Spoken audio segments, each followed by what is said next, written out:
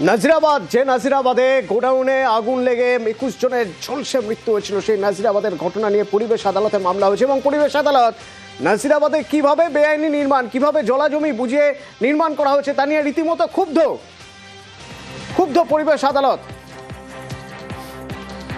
এবং বারবার নির্দেশ দেওয়ার পরেও কেন জলাজমি ভরাট করা হয়নি প্রশ্ন তুলছে পরিবেশ আদালত। কি বলছে জানবো, ইরন রয়েছে আমার সঙ্গে। ইরন, দেখো, পরিবেশ আদালতে একটি মামলা দায়ের করা হয় গত 2 তারিখ 2রা ফেব্রুয়ারি। একজন পরিবেশবিদ অঙ্কুশ শর্মা তিনি মামলা দায়ের করে এবং যে খবর আমরা লাগাতার দর্শকদের সামনে তুলে আনছিলাম যে ইস্ট কলকাতা ওয়েটল্যান্ড অর্থাৎ জলাভূমি, ওই অঞ্চল কিভাবে দিনের পর দিন প্রশাসনের সামনে ভরাট হচ্ছে এবং তার বিরুদ্ধে কোনো ব্যবস্থাই নেওয়া হচ্ছে না। এবং একটি দপ্তর আছে, আর যারা নিউজ 18 বাংলা রেগুলার দেখেছেন এই খবর তারা জানেন ইস্ট কলকাতা ওয়েটল্যান্ডের নিজস্ব একটি স্বতন্ত্র দপ্তর আছে, পরিবেশ দপ্তরের আন্ডারে তারা কাজ করেন। এই যে মামলা, সেই মামলার শুনানিতে ট্রাইব্যুনালে সেখানে বিচারক বলছেন যে এই যে সংস্থা যাকে দায়িত্ব রয়েছে তার কি ভূমিকা সেটা কিন্তু স্ক্যানারে বা তার প্রশ্ন উঠছে। কারণ ইতিমধ্যে আমরা জানি যে দেখেছি তারা স্বতন্ত্র এফআইআর করার ক্ষমতা থাকা সত্ত্বেও 2021-এর পর থেকে কোনো এফআইআরই করেনি। কারা কি করছে অভিযোগ উঠছে কিন্তু কোনোভাবেই কোনো এফআইআর হয়নি।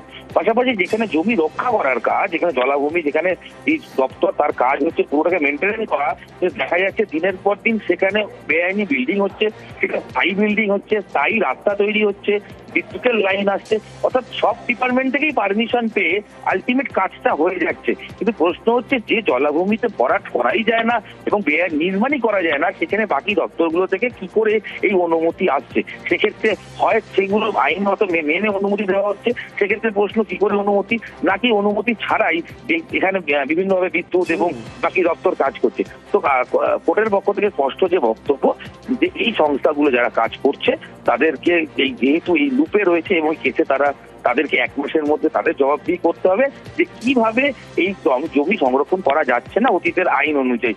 আগামী 8 তারিখ পরবর্তী শুনানি রয়েছে, তবে তার আগে অতনু ইতিমধ্যে পরিবেশ আদালত কিন্তু যথেষ্ট সুপ্ত এবং পরিবেশ রক্ষার্থে যাতে এই বিষয় হয়।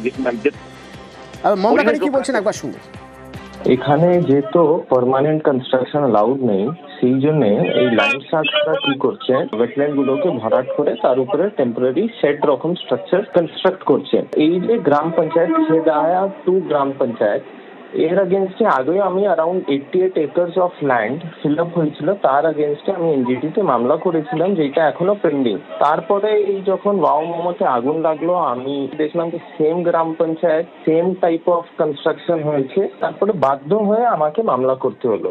East Calcutta wetland management authority যে আছে সে কমপ্লিটলি ডিফাঙ্ক্ট, মানে 2 বছর 3 বছর পর 1-2 বাড়ি ভাঙা হয়, কিন্তু এই 2-3 বছর মধ্যে 200-400 বাড়ি নতুন তৈরি হয়ে যাচ্ছে।